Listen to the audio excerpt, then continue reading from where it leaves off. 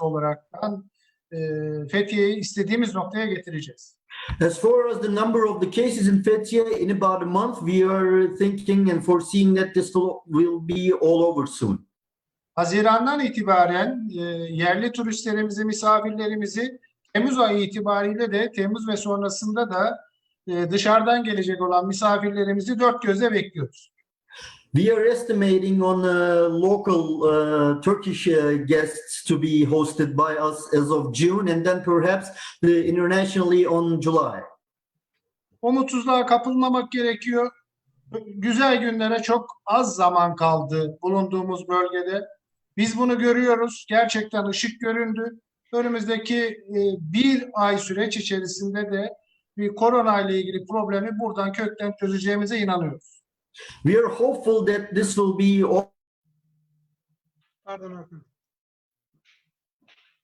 the light at the end of the tunnel.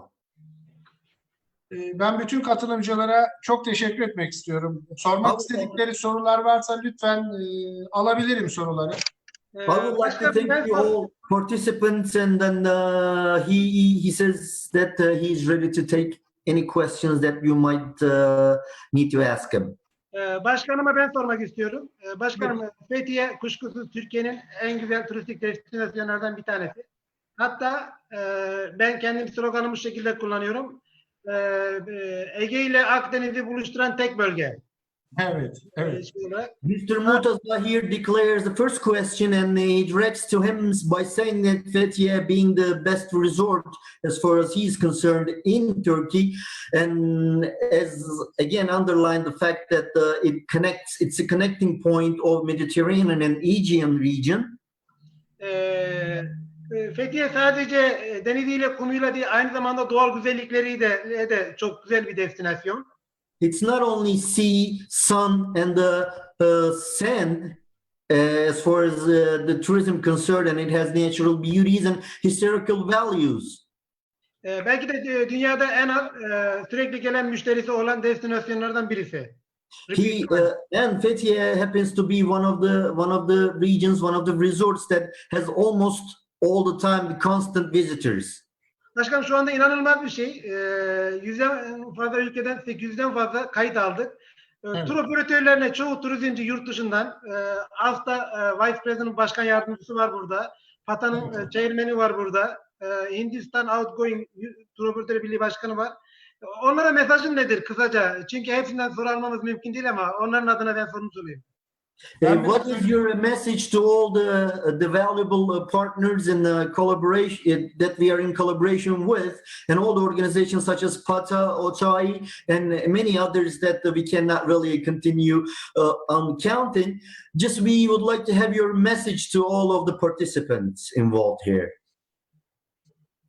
Buyurun başkanım.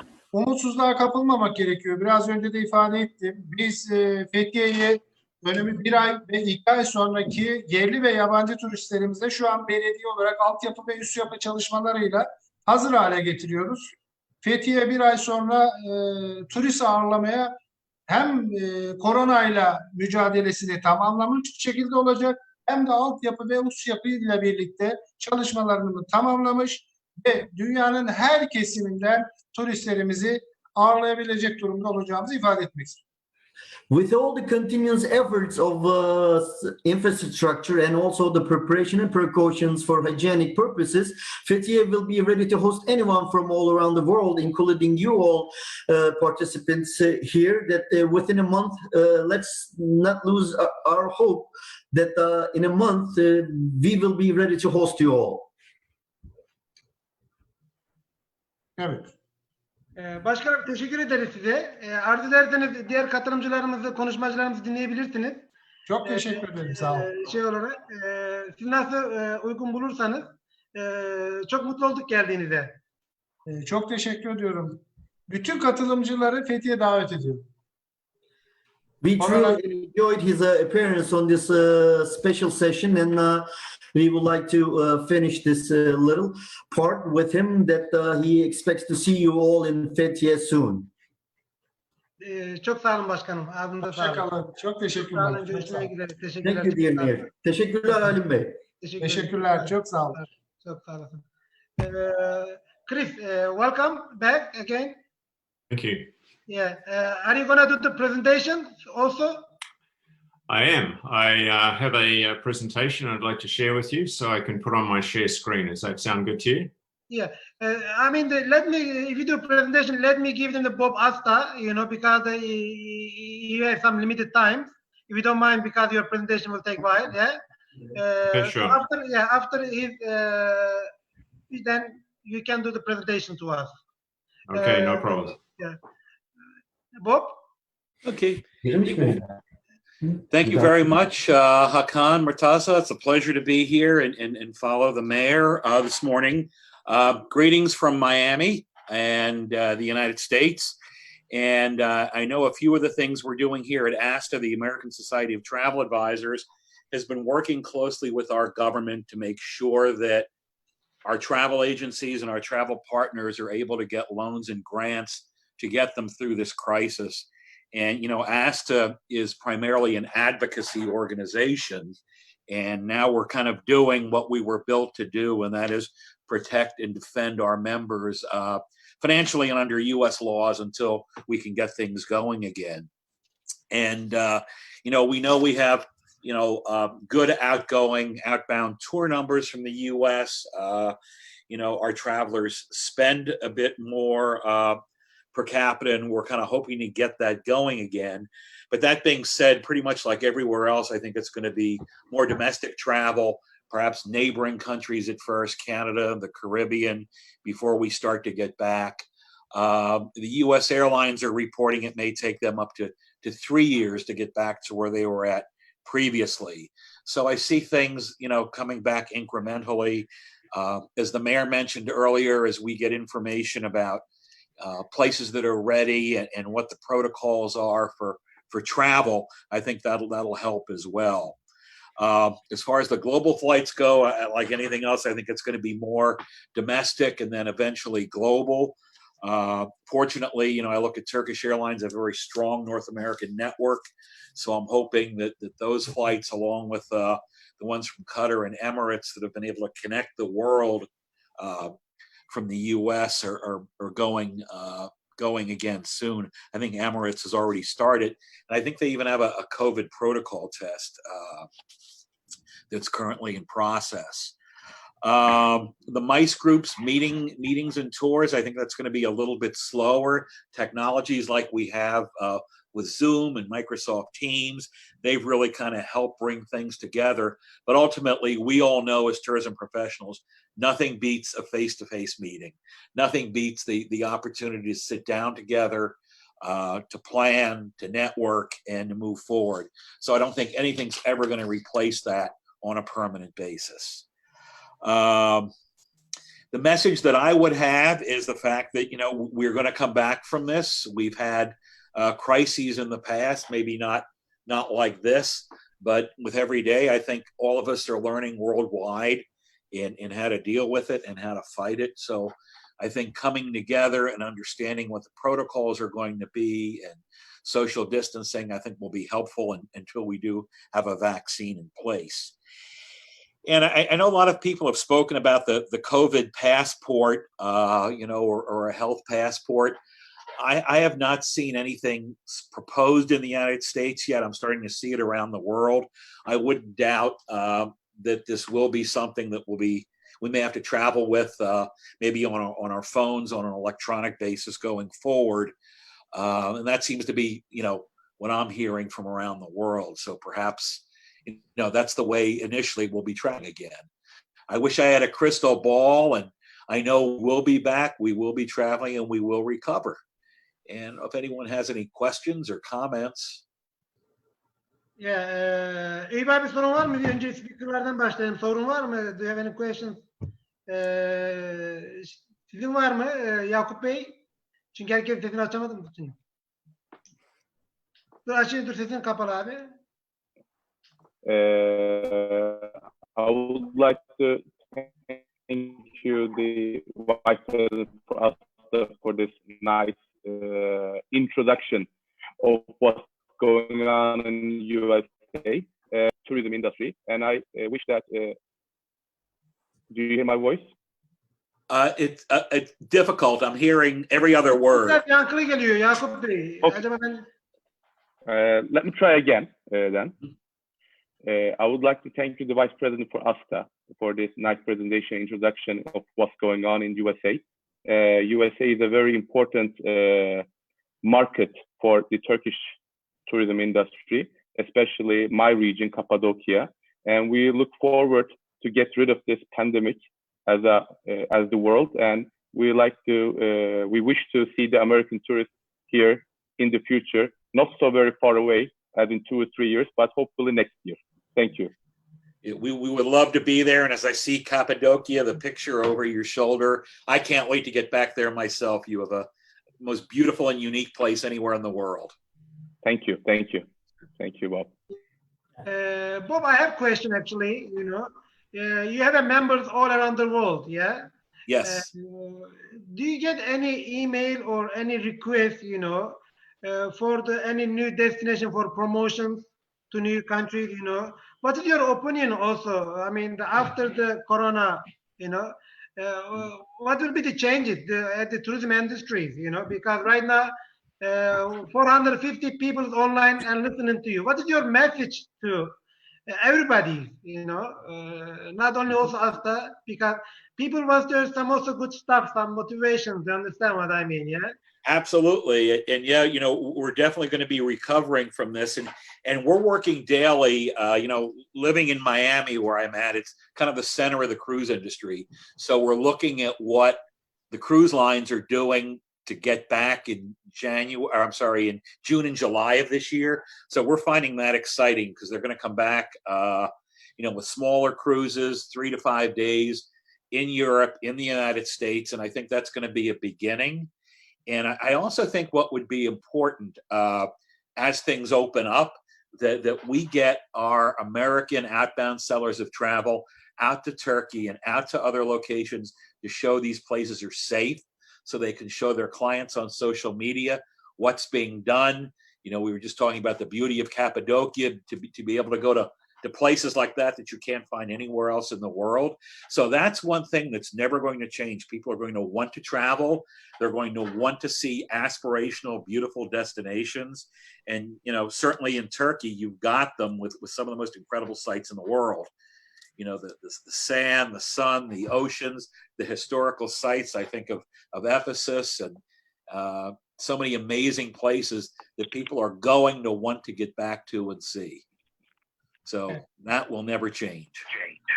Another question, after we have many event, their own event, what is your next event, Well, our next event, we have our ASTA Global Convention in Washington, D.C. at the end of August. And then we do, as you know, we do an International Destination Expo every year. The very first one I did was Istanbul in 2010, which was probably one of the very best we've ever had. This year, we're going to be in Croatia from the 3rd to the 6th of December. And we're looking forward very much to being over there and travel having been resumed by then. In future years, we would love to come back to Turkey. December 2020, am I right? December 2020, this year. Then the good news for us, yeah? Yes. And hopefully we can welcome you there. In fact, some of the best flights from the United States are the connections through Istanbul on Turkish. That's good. Let me ask them some speaker if they have any questions. Riaz, do you have any questions, Bob? Dogling? Hi, Bob. My name is Riaz Munsi. I am the president of Outbound Tour Association of India, called OTOI. Just would like to know that how do you think that, how much time is going to take according to you? What is the current situation in US at the moment? What do you think, how much time it's going to take to recover and the things will be settled down? Yeah, I think a lot of what we're seeing here now is restrictions are starting to be lifted. So people are able to just go out in their neighborhoods, go to parks, and then restaurants are going to follow along. So it's gonna be probably another month or two before people are going to be able to travel more within the United States. And then they start talking about, the cruise lines and international flights starting a little bit later in the year. So we're waiting for what the protocols are going to be from the airlines. How are we going to fly? How are we going to cruise? So I think by next year, Americans are going to be traveling internationally, but they're starting to plan right now. You know, we're seeing in the last few weeks, bookings for 2021 are really starting to increase right now. People are, you know, as I'm sure you're dealing with, people are sitting at home. They've been home for a month, 2 months. They're ready to start thinking and dreaming and traveling. And India, you know, like Turkey is an aspirational destination that people want to get to. So, you know, I see by next year, international travel should be back again. Thank you so much, Bob. I absolutely agree with you. 2021 is going to be the tourism year. We will bounce back for sure. Thank you so much. Thank you. Let's ask Chris, do you have any questions, Bob? Chris, do you have any questions?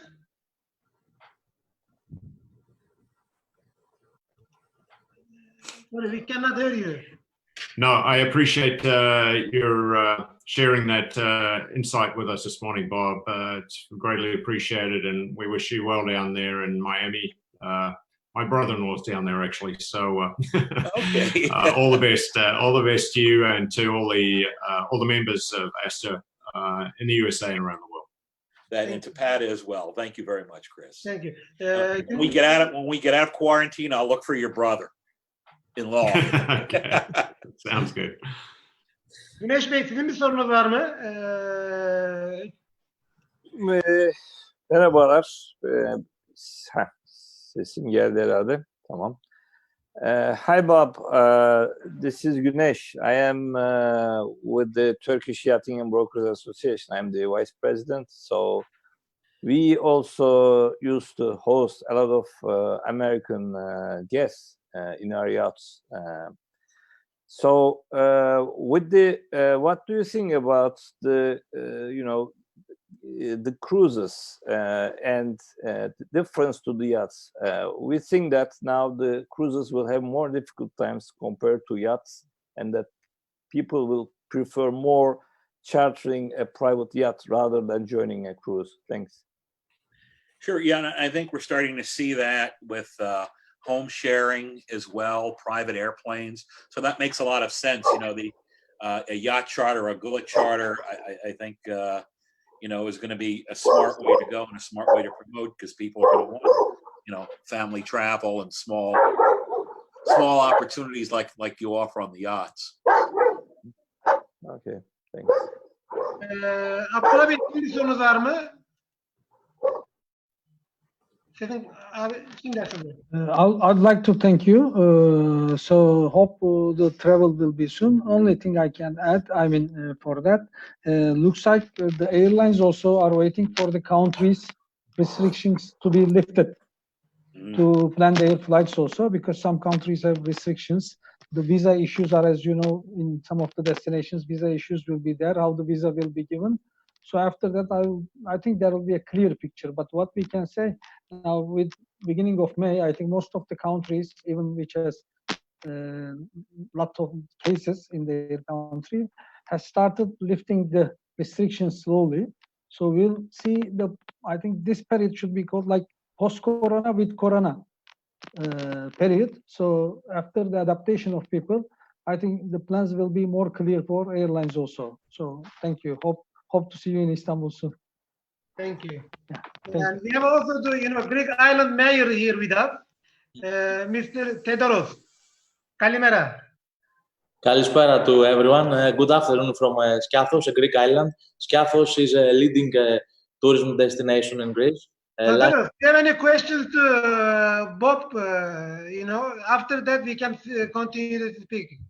Do you have any questions to ask the Vice President, please? I would like to ask him if there is any plan how American people can travel through cruise boats in Greece or in Turkey as well. Is there any specific protocol about that? Thank you. Thanks. Actually, CLIA, the Cruise Line Industry Association, has been working with the CDC, which is the Centers for Disease Control, to put protocols in place for cruising. I know that I've spoken to a friend of mine who's vice president here for Celestial Cruises also, which is in all of your markets. And, they're still working on how they're going to get the ships back to sea, things like the social distancing, how they're going to serve meals, little details like that. But I think as we speak, the cruise lines have that worked out. Royal Caribbean's due to their first cruise in the United States on 12 June. And I think Carnival is going to start soon after. And then we hope all their other brands and all their other cruises, because I know, people are booking for 2021 right now. Cruise sales for 2021 are ahead of where 2020 was last year. Now, some of them are rebooking, but there's a tremendous amount of demand out there. Okay. Thank you. Now, thank you, Bob. Please stay with us. We don't have any rush. Maybe some people write me a WhatsApp message to ask me if we have time, because we have 10 speakers. Now, I would like to give Mr. Dr. Chris Bottrill. Thank you, Murtaza. Thank you. Okay, I'm going to share my screen. I've got a small presentation for you. Yeah. Is that okay? Yeah, sure, but I think I have to make you the host, yeah, because otherwise you cannot share it. But you need to make me host back. The system, am I right? Yes, to make you the host back, just tell them I can do that. Okay, I'm going to make you the host now. Make a host. Screen is yours. Okay, thank you.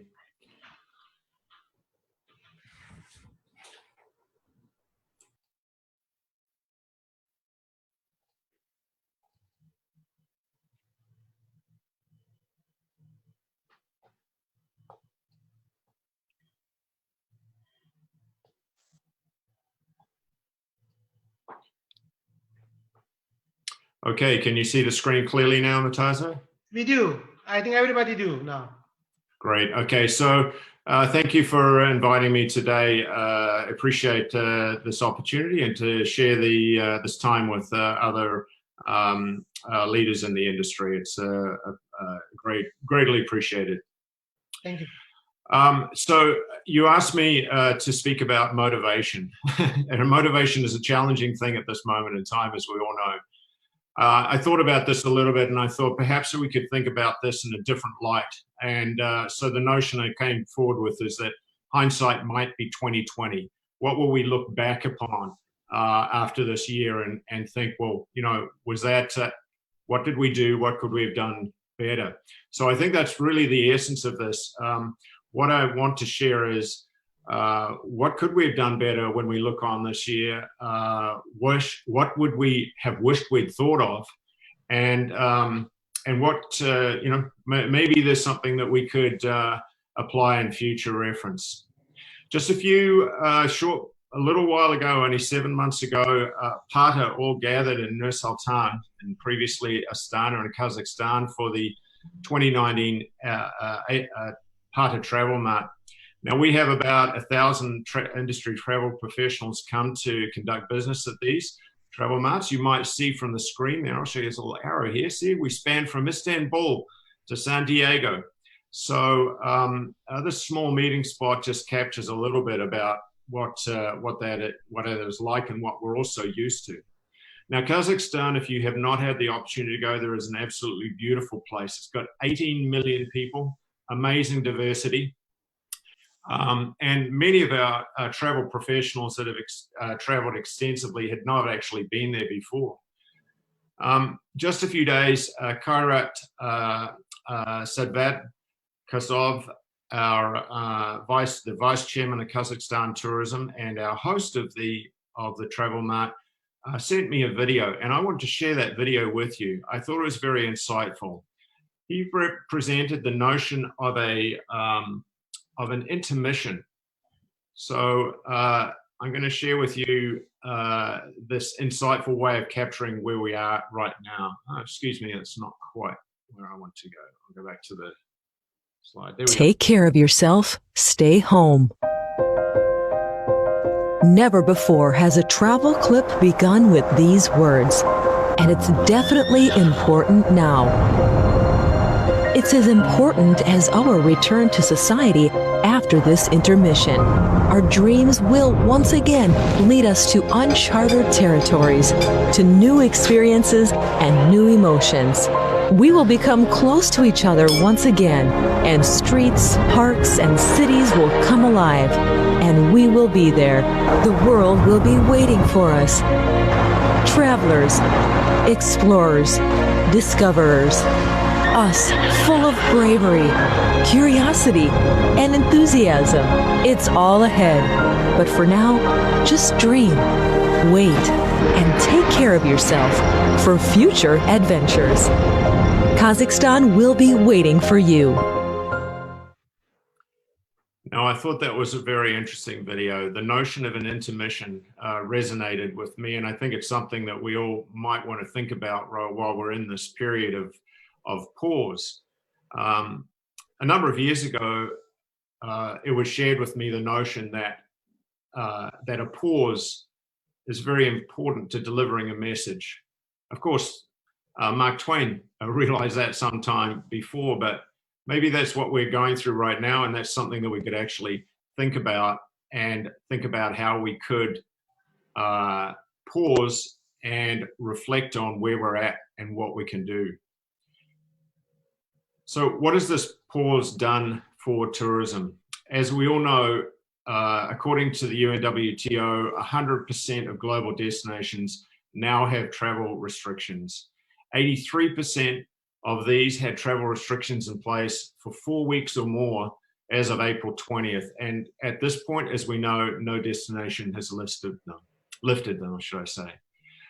In Asia, where we operate principally, Pacific Asia, they mostly consist of flight suspensions, partial border, complete border crossings, and so on.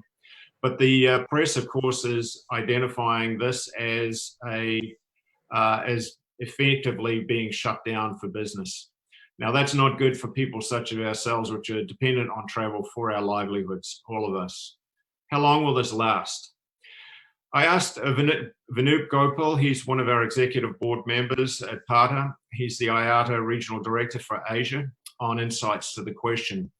He shared with me a recent presentation by Brian Pierce, their chief economist, and perhaps this could give us some insight.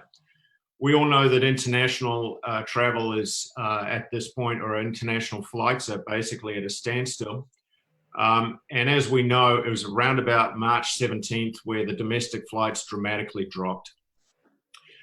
A way of looking at and understanding where we could be going with all of this is to look at domestic flights, and of course to look at China. The comparison of new cases of COVID-19 compared with the return of domestic flights shows that yes, there is a correlation. But in China, what we quickly realized is that it did stabilize quickly, and business travel led that, and it did not return to leisure travel. We also know that there is some concern or remaining concern in the marketplace. That fact, basically only about 14 estimates are between 14 and 18% will return to travel within 1 to 3 months. 40% say they'll wait 6 months or more before traveling. So there will be potentially a lag with demand from the marketplace as well. What can we do about all of this?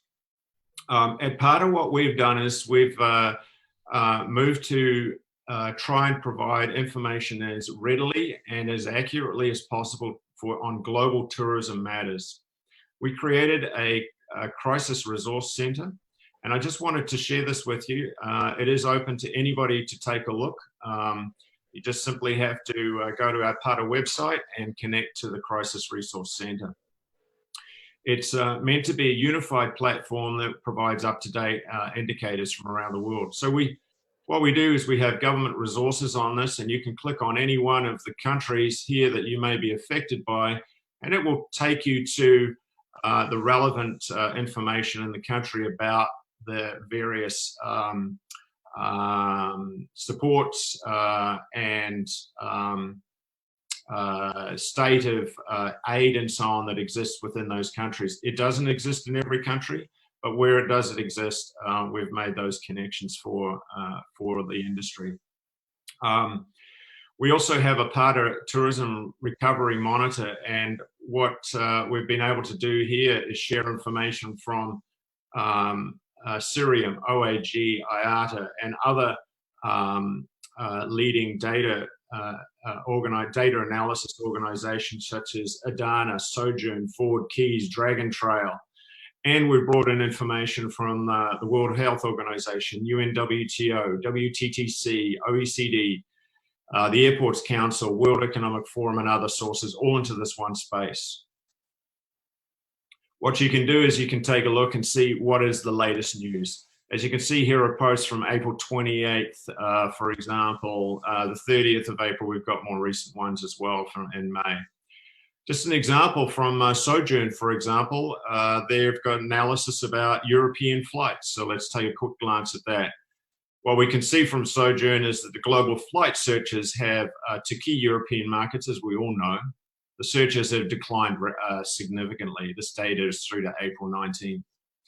We also know, of course, that the bookings have declined dramatically. But what they're also sharing are various insights. For example, Switzerland and Greece, which are starting to reopen their economies, have seen about a 7% increase, or there is about a 7% higher rate of searches for flight travel than in countries that have not opened up or implemented any lockdown restrictions as of yet. So these are small but at least promising signs to us for the industry. So again, if we look back and we think about it and look back with clearer vision, maybe 2020 vision, what would we have learned? And that's our big question. So what I did is, in fact, I happened to receive this. This just came to me on my WhatsApp phone yesterday, and it was by our vice chair of PATA, Sunhat Wong from Singapore. And it is an interesting notion. It's a tough one for us to grasp right now. We all know it's difficult times, but without a challenge, there cannot be change. So what do we need to change? I actually asked our executive board, and members of our executive board responded to this question. I thought that would be perhaps useful to all our participants today. I asked them, what will you have done that you otherwise might not have done in this period of time? Here's the type of things that people have been able to do in this period of time.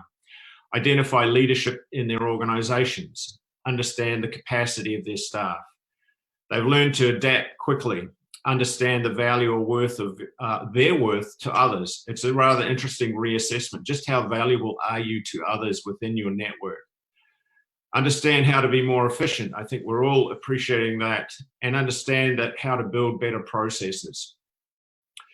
I think the important thing that some of our executive board members were able to share is that we recognize what's really important. We strip away what we don't need to do, and we focus on what we do have to do. We've learned this new word, pivot. Pivot is cuts to many people, but the word pivot is one that is used so broadly. So what is a pivot? It's a movement in quick time. It's a quick shift of direction, and we've learned how to do that quickly. We've learned how to manage, or at least we understand what it means to manage just in case rather than just in time. Our typical management approach is to do things just in time, but we have to rethink this and think about how do we manage just in case. Of course, that means understanding how to put cash reserves aside and various things like that. We've understood what this unusual new term Zoom fatigue is, which I think is something a lot of us are getting quickly. So I also asked, what do you think you will have learned in hindsight? So the clear thing is a business community plan. I think we've all learned that we need to actually have a plan in place that we can quickly adopt and quickly pivot, if you like, toward. We've learned the importance of cash flow to survive a crisis. I think a lot of us have learned that we can actually adapt quicker than we thought we could, and we and what we have learned in hindsight is that we wished we'd participated in that IT session on video conferencing a lot earlier, although we've learned pretty fast. We've also learned that everybody's an epidemiologist and everybody's a futurist. Everybody has an opinion on this, and everybody thinks they know when the COVID crisis is going to end. I've seen some very interesting data. Our data gets shared with us readily every day. We receive updates at PARTA on what's happening in the world. Some very interesting data has come out of Singapore University of Design, which identifies end dates if the same kinds of controls remain in place in the industry. Of course, we know that that may or may not take place. We've learned that we need to cooperate and coordinate, and the PARTA website, the Crisis Center, is an example of that, where all our competing but partners with data have data to share, are sharing that data. Of course, we know the same thing's happening in the medical domain with regard to vaccinations for COVID-19. And I think we've also learned that the planet has a fighting chance if we give it a time to breathe. That, if nothing else, is one of the positives, and we know this, but we also know these numbers are around. That, for example, the nitrous oxide levels are diminishing very quickly in places and across Europe, in places like highlighted in, for example, northern Italy. We know that that there are decreases in air pollution. For example, this information from NASA just released recently shows a very interesting trend pattern where, in fact, our nitrous oxide levels are, nitrogen dioxide, sorry, levels are lower, in fact, now in March 2020 than they were in 2017 in the Eastern Seaboard. We've seen these images of the in India, for example, in Delhi, with the smog dramatically reduced. I was in Delhi only a few months ago, where the air pollution was the worst on record. I think it was 70 times worse than 7 times, I believe. I'm sorry, I should know that number, but it was dramatically worse than what are safe levels to breathe.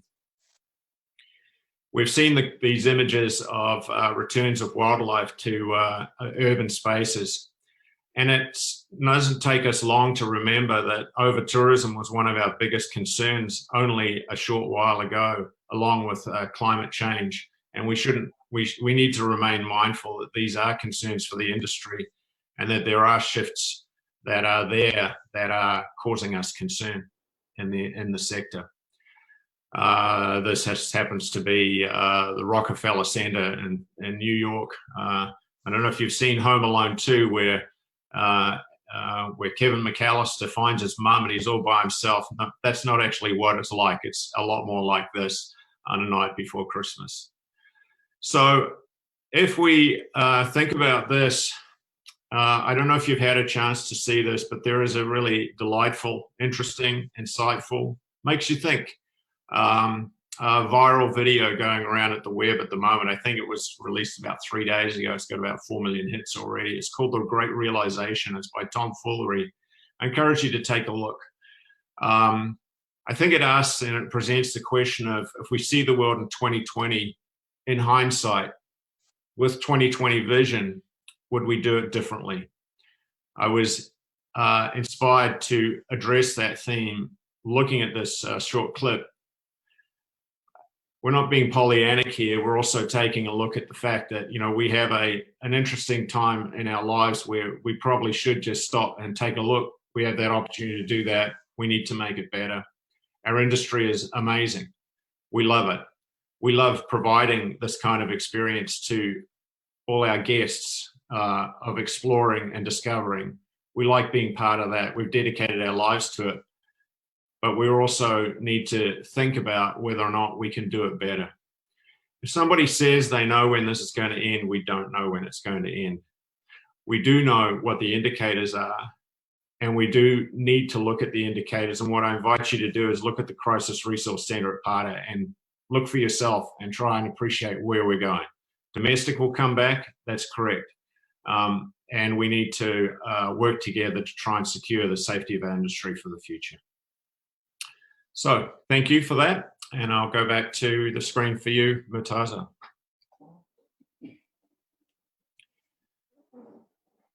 Now, Murtaza, I need to get you to tell me how to share it back to you. Just if you could share, do that, the control back to you. Oh, I will unmute you. Yeah, I think you did, yeah? Okay. No, I think it's not. Please go to, to your screen. Yeah. You can click the buttons there, You can see a couple of chat, screen there. Yeah. Yeah, you can say make it the host.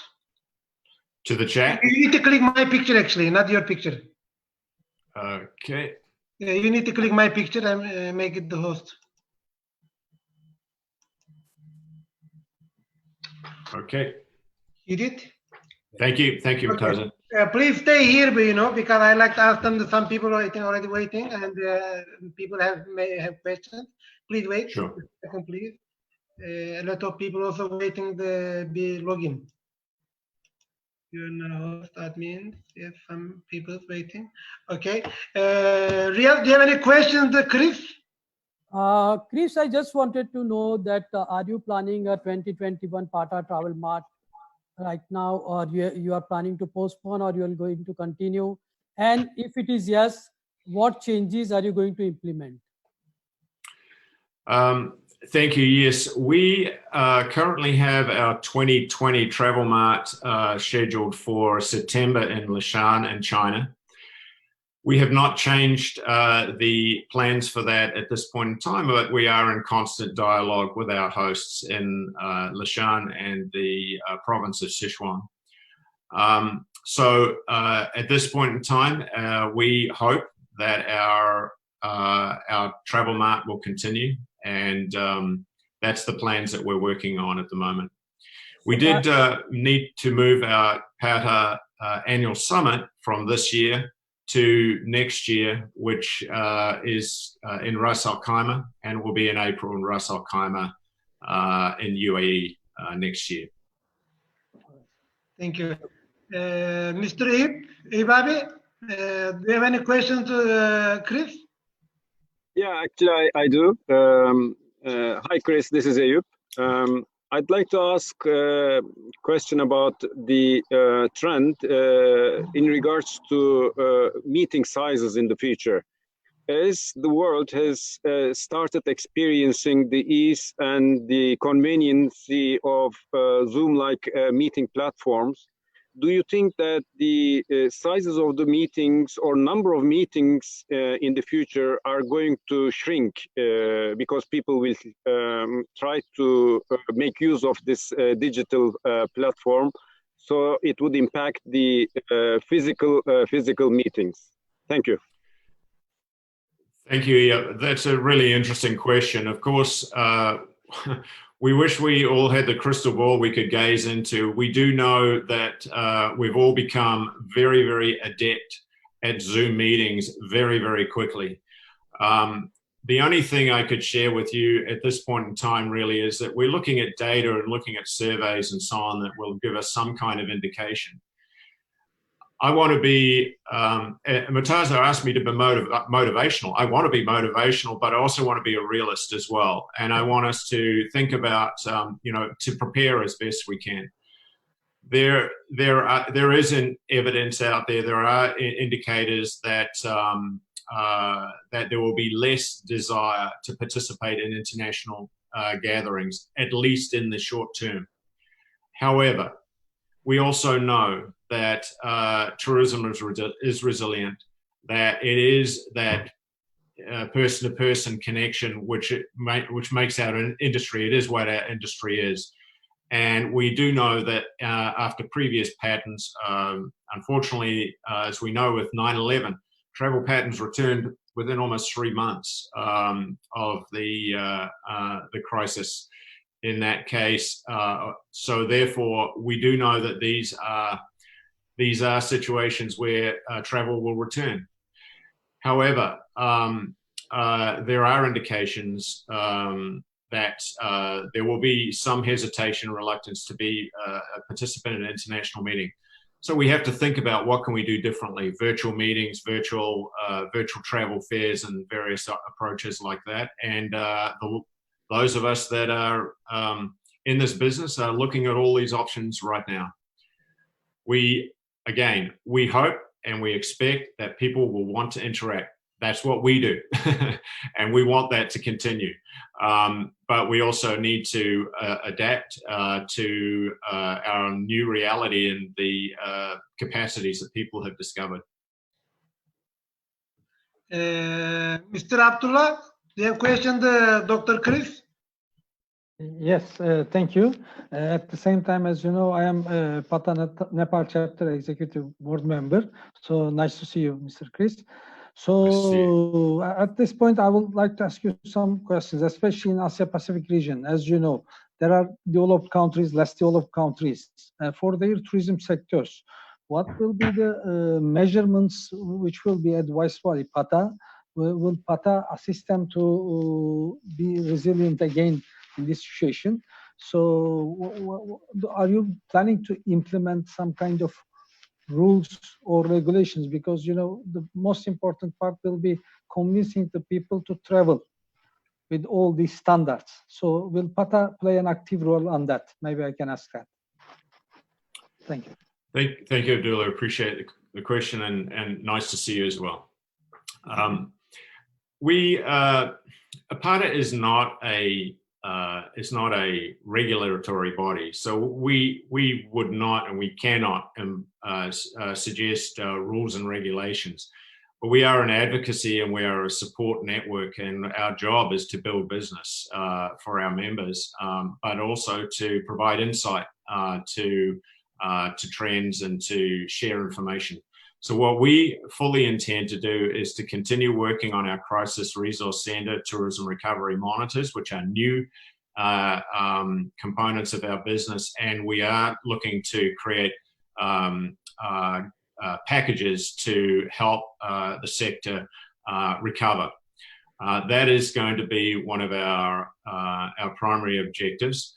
And with that, we will provide advice, guidance, and so on to bring value to members and to help our destinations re-emerge from this situation we're in at the moment. Thank you. Thank you. Güneş Bey, Dr. Chris'e sorunuz var mıydı? Ben de evet, kısa bir soru sorabilirim. Hi Chris, this is Güneş.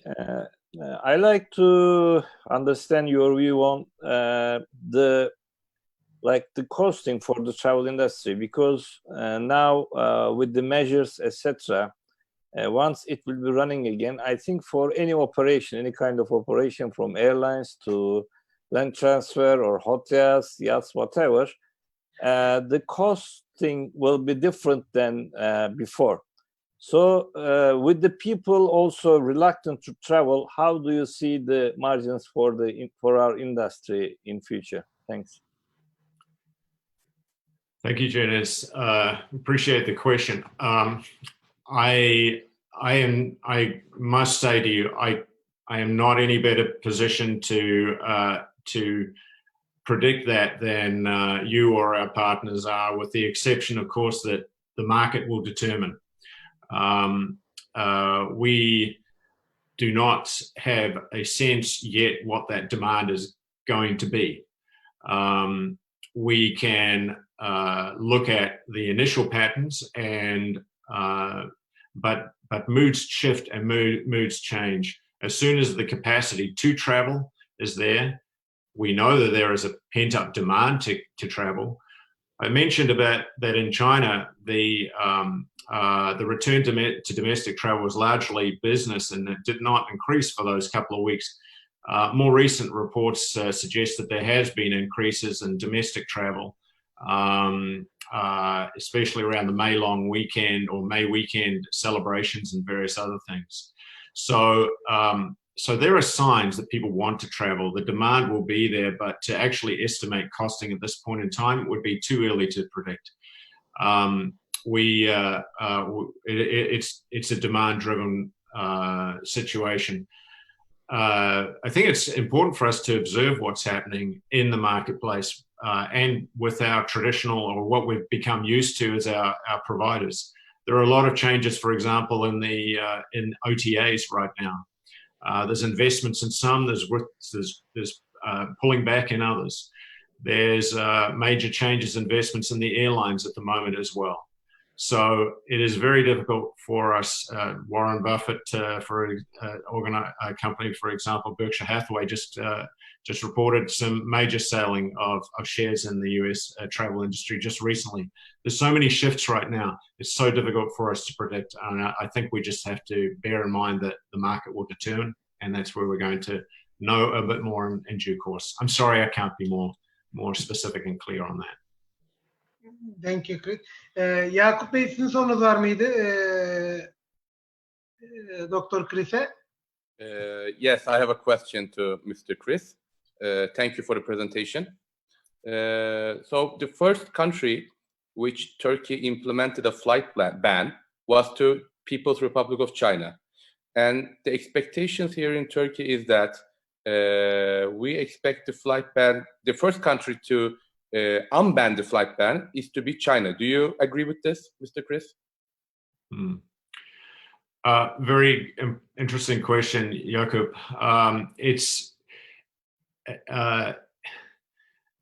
I would only be sharing an opinion, so I can't tell you more than that. I think what we're going to see, though, is we may see some very interesting changes.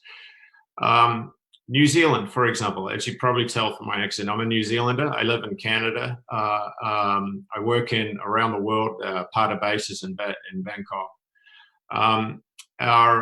New Zealand has taken stringent measures. Their numbers have declined. Australia has taken stringent measures. The numbers have declined. The Straits Times from Singapore reported a reduction of a move to essential travel in an agreement between New Zealand, Australia, Canada, South Korea, and Singapore soon.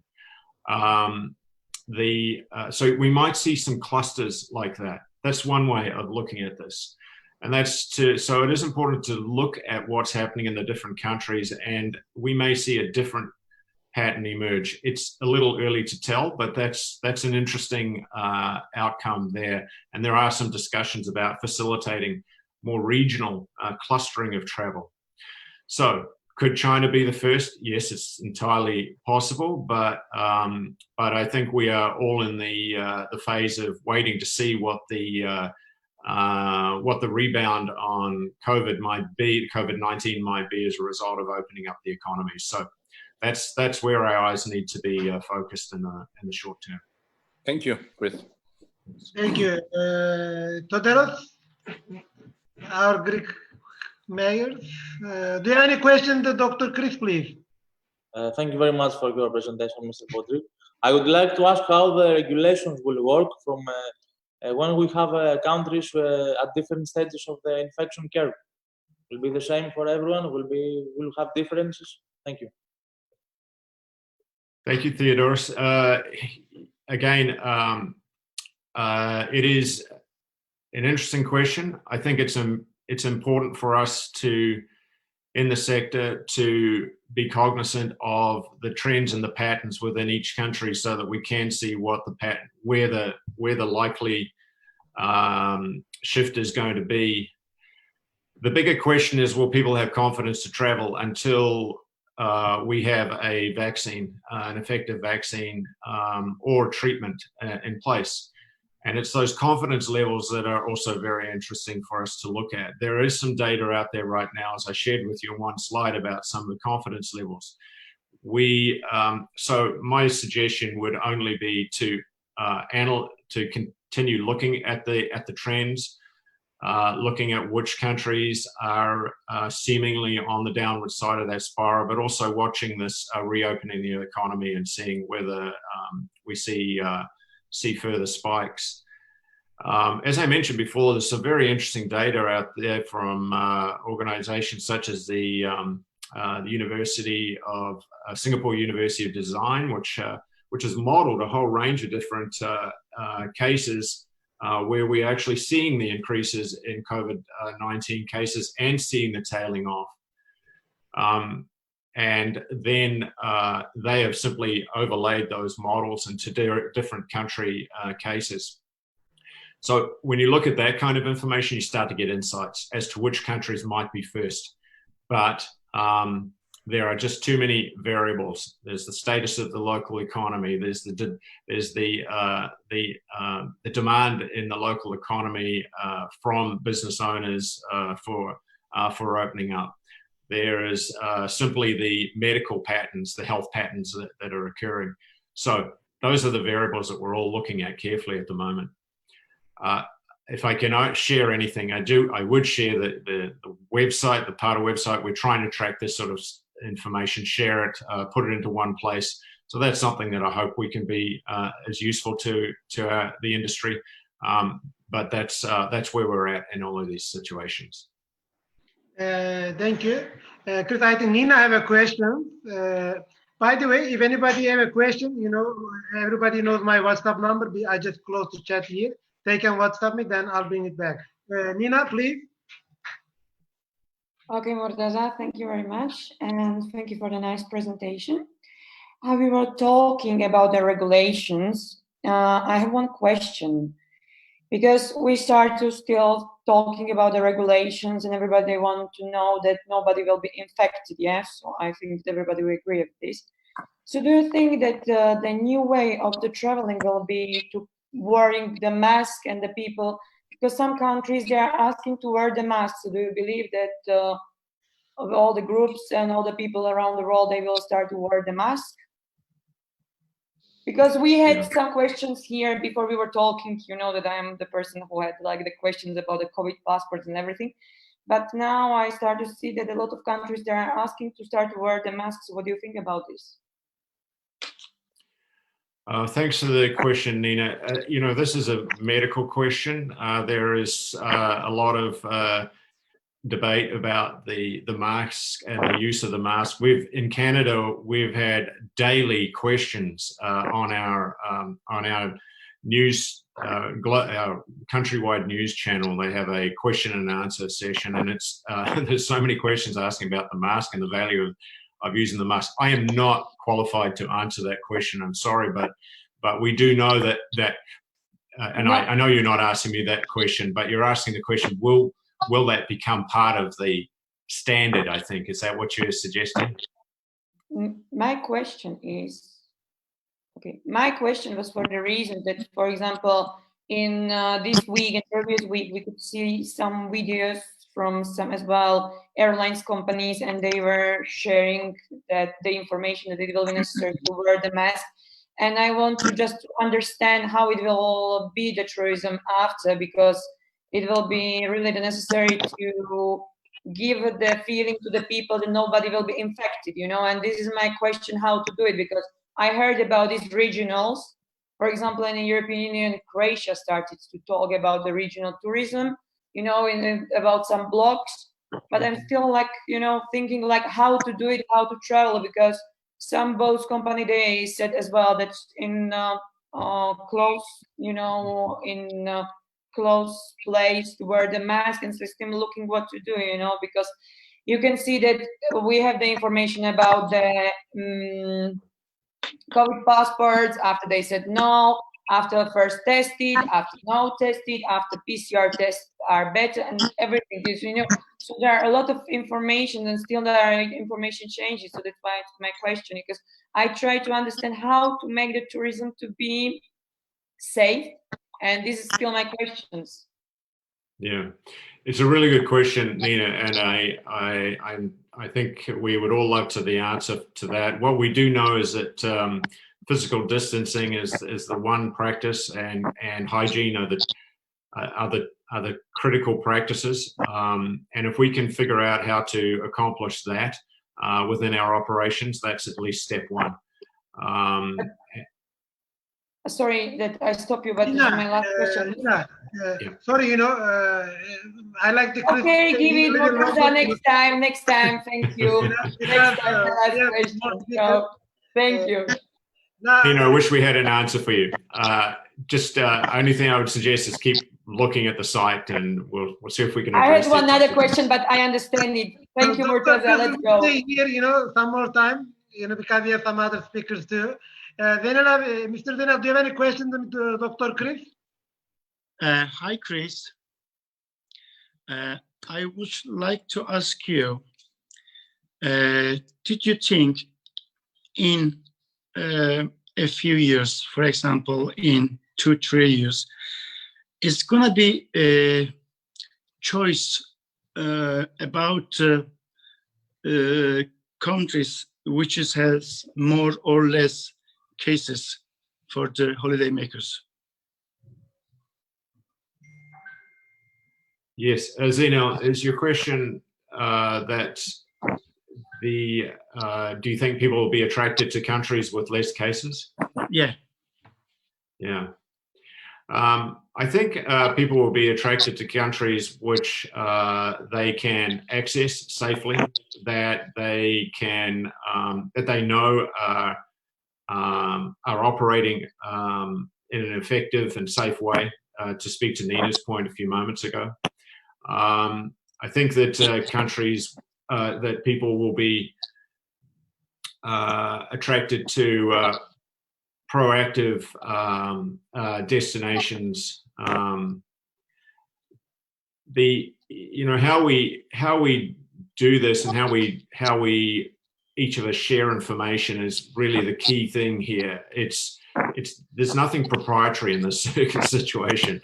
That's the thing that we're trying to do right now. We're trying to gather everything we can to share what we can. I think the important thing is if you have a good practice, you share that practice. I got an email just a couple of days ago from a wilderness operator, and it showed a picture of them on sea kayaks with a very interesting arrow saying 6 feet between the sea kayaks. It struck me that that's the marketing message. We are safe. We do this well. You'll be okay here. Those are really important questions that tourists are asking right now. And I think that's what we have to be aware of as we go out there and reach back out to the marketplace. Thank you very much. I have a lot of questions, coming to my WhatsApp, but I kindly request to stay here, Chris, a little more. Because, I know we wake you up early morning.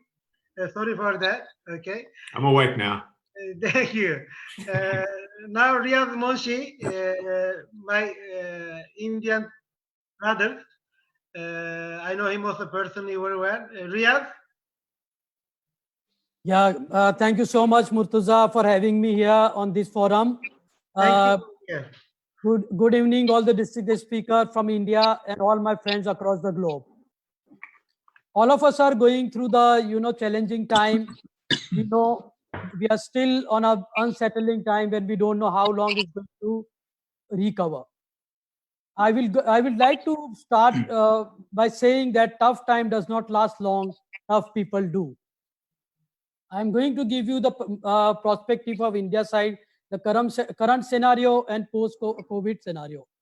See, according to me, the Indian outbound travel will start by August or September. It will have a slow start, but gradually and eventually it will reach to its peak by April 2021. Initially, the neighboring countries and with the direct connectivity and safe from COVID-19 will be more in demand, or the countries who will give assurance that they are COVID-free and they can take care about the travelers. The travelers would be inclined to travel to those countries. As far as India outbound is concerned, the Indian love to travel, and COVID-19 cannot take away that right from them. We are strong community. We are going to bounce back. We will defeat the COVID-19. I am quite hopeful about the India to bounce back. Having said that, having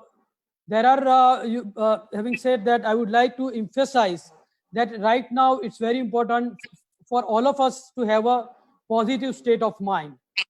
because that is very, very important. The positive state of mind attract the resourceful state of mind, and that gives you the good vibes. It gives you good ideas. It gives you a strength to fight from COVID-19. It give you motivational, motivate you. It's inspire you, and it give you a strength to fight and take right decision in difficult time. So it's very, very important that we should not take negative heavy on us, and we remain positive and hopeful and keep the faith that we will bounce back. If we look at statistic of India in 2019, 30 million people travel abroad from India.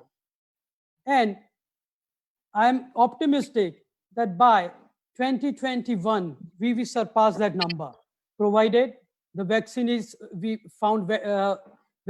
found by end of this year or early next year. The things will keep on changing. The dynamics are going to be changed. The way people travel is going to be changed. The way even the customers, there's going to be shift in the customer buying. It is going from price-driven market to knowledge-driven market.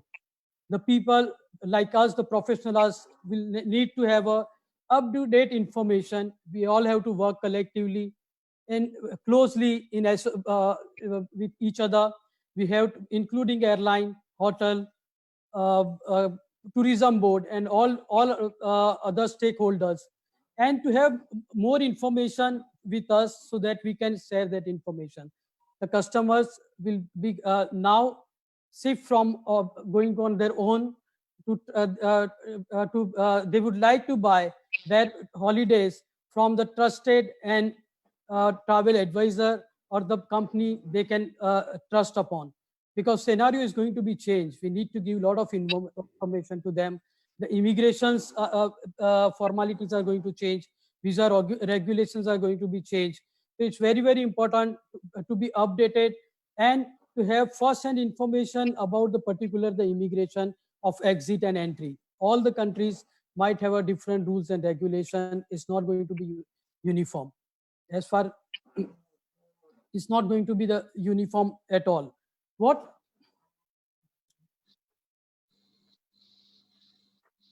travel, the trend will start with, the travelers will travel will avoid traveling to crowded places. They would like to prefer to go to the wellness retreat. They would like to go to the places, remote, peaceful getaway with that will be their priority. So all of the dynamics are going to be changed. It's all we have to see that how the things are going to be taking place. The people there would be a sphere of sharper focus on cleanness, on sanitization, on hygiene. It is going to start with rigorous health screening at the airport. Its airline is going to change that seat configuration. Hotels are carrying paperless check-in. The overall the scenario is going to be changed. The most importantly, we have to keep faith in ourselves. We have to remain strong. We have to increase our knowledge. We have to make sure that we tightly hold our finances and our resources, because when we come back to business, we all will need this. We all have to push reset button. We all have to start afresh. It's like a startup. Why startup? When we do any new venture, we are very excited. We are full of energy. We don't mind walking few miles extra. We believe in success. We need to have that kind of attitude to come out of this. It's very difficult time, challenging time, but this too shall pass. We have to remain positive, stay strong. Something, I was just reading, I was just trying to see that what earlier this was happened in World War II. Something such a big disaster never happened where entire world come to an halt. And I just got the name pop up of Sir John Templeton. So he was nobody at the time of World War II. So he invested $10,000 in stock market at the time of World War, and within 5 years he became billionaire. So let's hope that something big in store for us, all of us. Something is on our way. We will bounce back strongly, and we have a capacity. Together we will come out of this situation. 2021 will be going to be year of tourism. We all will have a good business. We'll do better business than what we did in 2019. Thank you so much. Thank you, Riyaz. Time goes very fast. You know, I want to get quick question if anybody has. Let me start from Eyüp. Thank you, Riyaz. Eyüp abi. Mr. Abdullah, do you have questions to Riyaz? Duymadım. Kapalı abi sesin. Buradan benden kapalı. Okay. Now, okay. Sorun var mı Riyaz'a? Yeah. Hello, Mr. Riyaz. Just one question. This part is for Nepal, because India-Nepal tourism is very important. Yes. Between India and Nepal. And there was already an expo planned, and it is postponed, as you know, or cancelled, whatever, for till next year. So my question at this point, Nepal and India are sometimes shared destinations. I mean, when the travelers come from Europe and other places, it's like a shared destination. Yeah. So what do you think that these kinds of shared destinations, how will they manage after this? To land to one country, then to go to other country and come back to their country. Will it be going on like this, or one destination at once will be the most important part? So, Mr. Abdullah, so far we are treating Nepal as a part of India. We just like treat as a domestic. But I don't know what's new measure the government is going to take for the transit passengers or the passengers who are coming from other countries. It all will depend upon, you know, the countries from where they are coming, how's their situation about the COVID-19. As far as Nepal is concerned, from India, there's going to be no issue. I have just heard that Nepal has the less COVID-19 cases across entire Asia. Yes. Total 82 cases till now. Correct. So that's okay. Okay. So it's quite safe, but I don't know, you know, what government is going to, they have to take the precaution. So what is the new policies or rules comes. But as far as traveling between India and Nepal is concerned, there should not be a problem. But I can't comment on the international travel. And I can ask the same in another way. I mean, for your outbounds, are you planning to make two countries at once, like Spain and Italy, or other kind of things in the future, or your plans will be also one country at once for outbound tours? It's all, you know, depend upon the time. The post vaccination, everything will be changed. Before that, I think people will not travel to many. People will try to stay at one place rather than hopping to multiple places. So till we don't find the COVID-19, I think it is going to be one country at a time. Okay. Thank you. Dr. Chris, do you have any questions to Mr. Riyaz?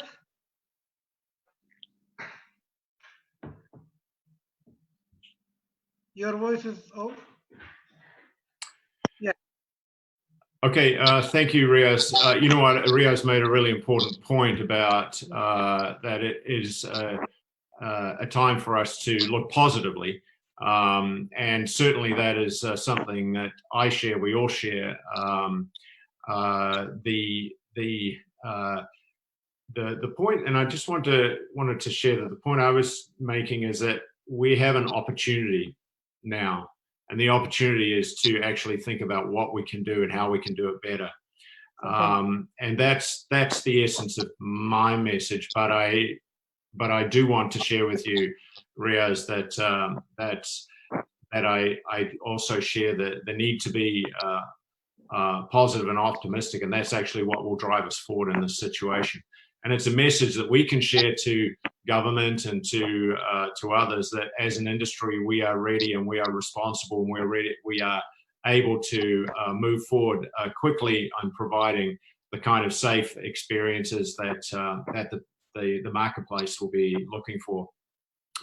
So I don't have a question. I just wanted to acknowledge the message and agree with your message that it is very important that we remain positive in this this circumstance, but also that we also are realists and that we get informed and we keep watching the data to try and make sure that we have can make the best business decisions we can, because we are how we prepare for this is how we will see it through. Definitely, we can explore the possibility and we can see what best we can do to, for the fraternities. We are all in this together and we have to make a joint effort to come out of this. And jointly, we can do, collectively, we can definitely defeat the COVID-19. So look forward, we can work closely, we can see, it's a time of, people have to create the strategy. They have to work, they have to see how they can grow their business. It's a time to strategize and do the business. The things are going to be changed now, so it's more would be on from the price driven market to the knowledge driven market, where people will go to the experts who can guide them better and who can give the up-to-date information of the destination they would like to travel. So thank you so much, Chris. I look forward to have an association with you.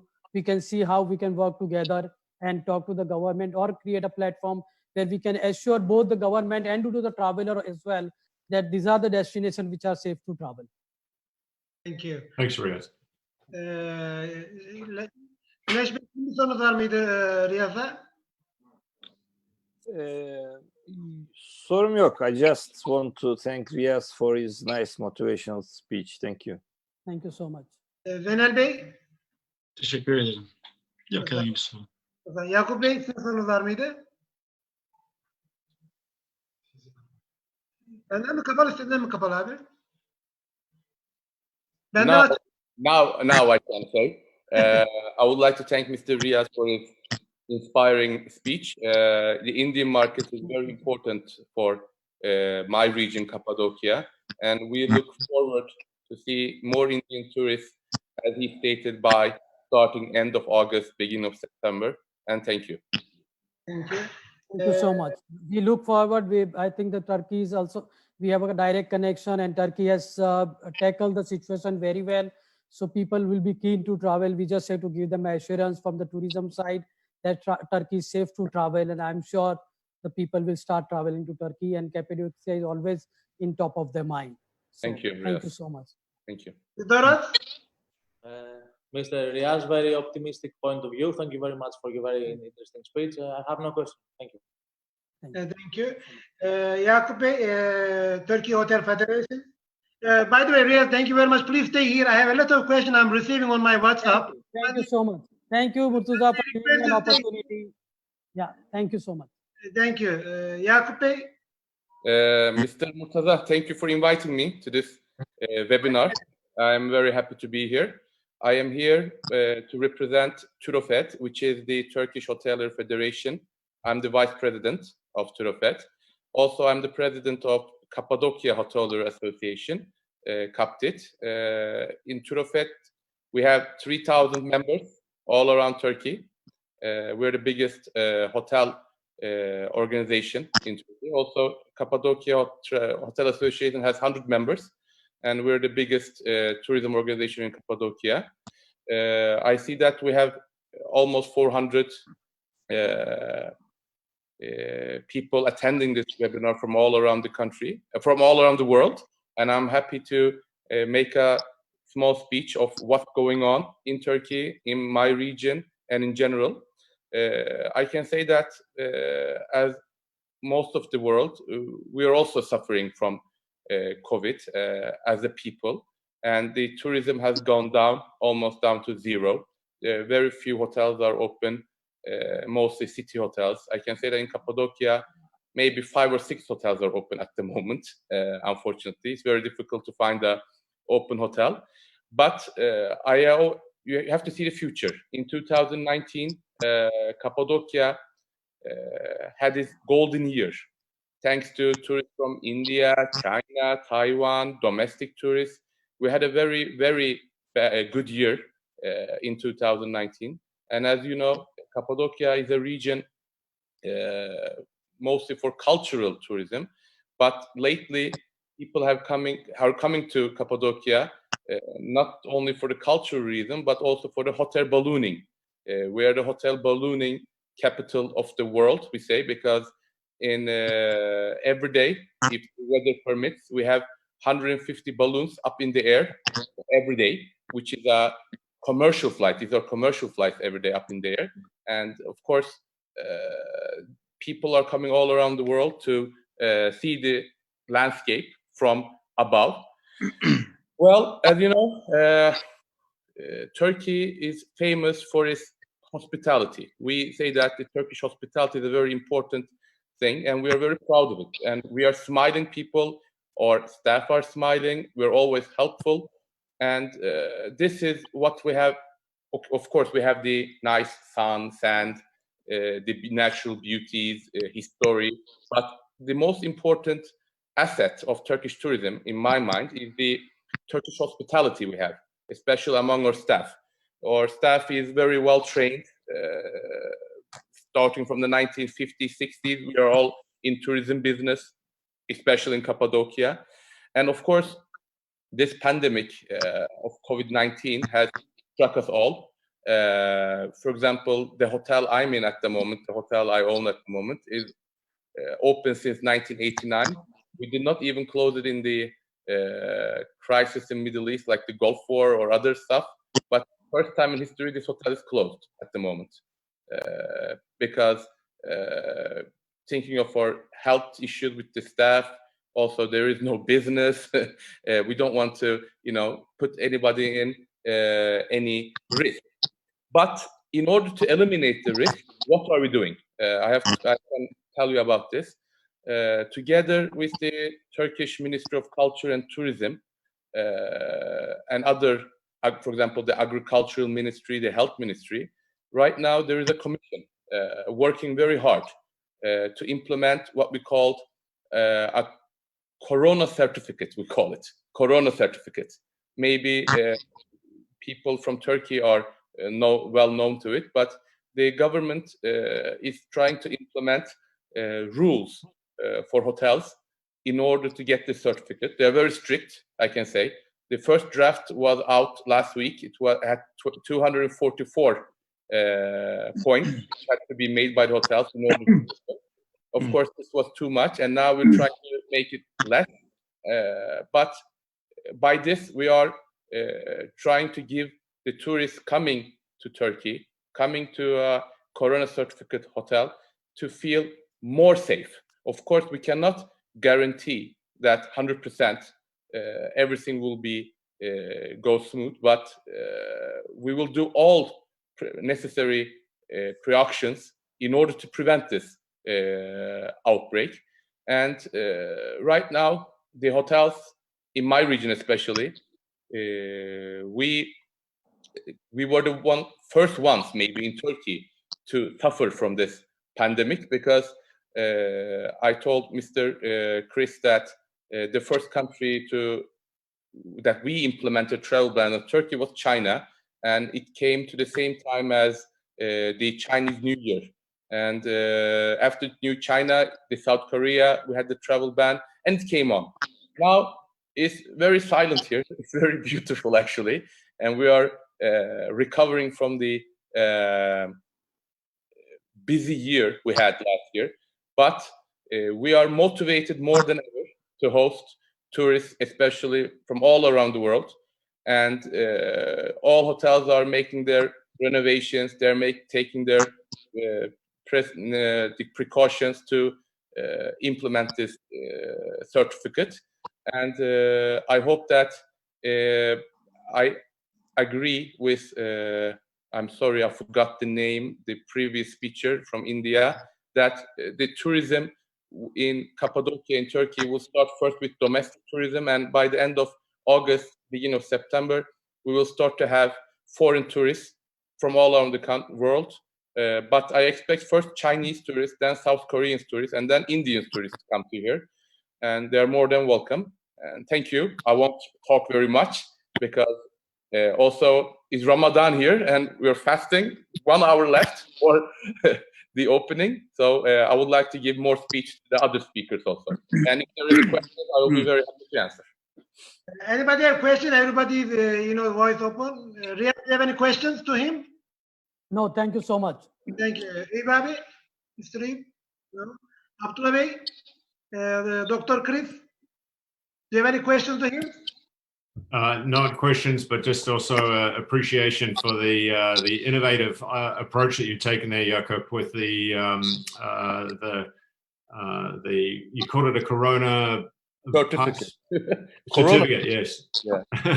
And I think I'm not sure, but I think Turkey is going to be the first country to implement this in the hotels. I'm not sure. I'm reading that Croatia is also trying, Italy is trying, but the Minister of Tourism, Mr. Mehmet Ersoy, is pushing us very hard. We as Turfed, we're also part of that commission, and we're getting pressure to finish up, and so they can implement this. It's something new. It's an innovation, and it's going to be difficult for hotels to implement it, but it will be a, I don't know, first timer in the world. Yeah. If I could quickly share, sometimes I don't want to be too much of an academic here, but you think about Maslow's hierarchy of needs. The basic needs are physiological, then safety, then connection, then self-esteem, and then self-actualization. We, in the industry, we're always trying to get to the self-esteem or the connection, the self-esteem, but right now we have to really focus on that safety security piece. And that's a really good observation, a very interesting, insightful approach that you're taking. Yes, thank you very much. Thank you. Güneş Bey, sizin sorunuz var mıydı? Yok. Zeynel Bey? Yok. Todoros, do you have any questions? Mikrofonu kapalı herhalde. Kapalı herhalde, duymadı. Eyüp abi seninle devam edelim çünkü bayağı WhatsApp'tan da sorular var. I have a lot of questions I'm receiving on my WhatsApp. Please stay here a little more while. Eyüp abi. Okay. Thank you. Good morning, dear colleagues, or good afternoon, wherever you are around the world, at your home or in your offices in isolation. I am addressing to you from Istanbul, Turkey, and I am the Vice President of Istanbul Tourism Association. I'd like to share actually. Ekranı paylaşmam lazım abi. Host yapmam. Okay, can you give me some screen sharing possibility, Murtaza? Seni host yaptım abi. Sonra sen de beni yapman lazım. Tamam, okay. I'll do it. Okay.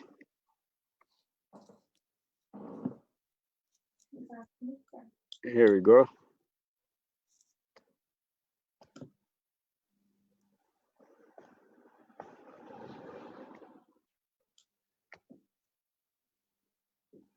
All right. Is it up, Murtaza? Yes. Okay. I am the Vice President of the Istanbul Tourism Association and would like to welcome you to this presentation. And I'd like to thank Murtaza. He's a valuable colleague to us, and also he's the member of our management board of our association. And I'd like to thank him for his efforts to sprinkle some positive vibes around the world in these challenging times. It is actually so sad that the tourism industry got hit the hardest from this crisis. But we all know, and we have experienced so many times in the past that our clientele do not need too much encouragement to return as soon as the safety comes back, even after major circumstances. As you see in the screen, even after September 11 and SARS and global economic crisis, how tourism picked up and again reached to high levels. Because traveling around the world is one of the most pleasant things for everybody. I think you all agree with that.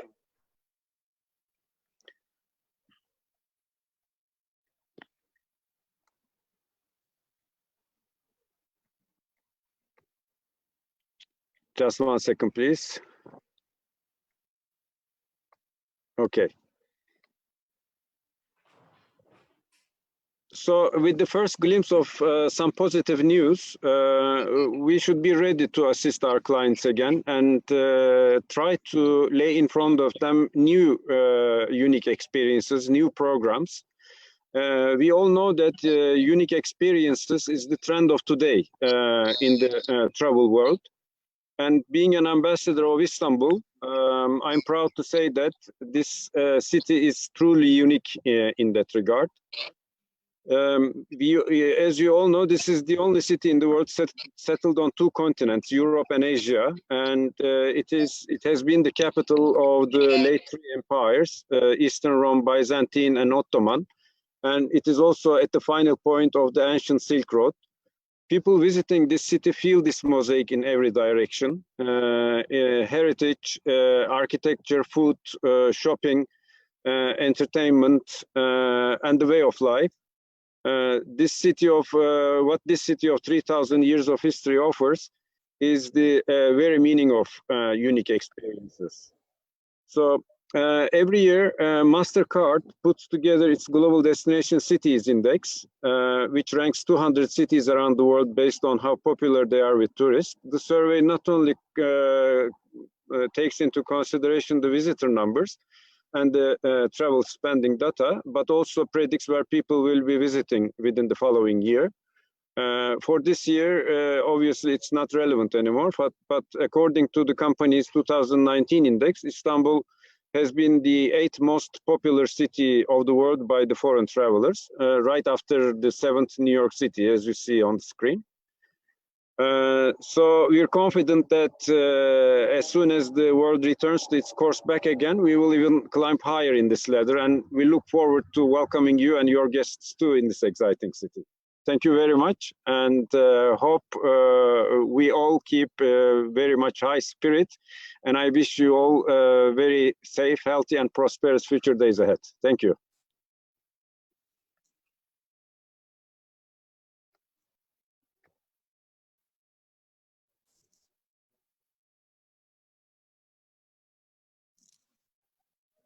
I'll make you again.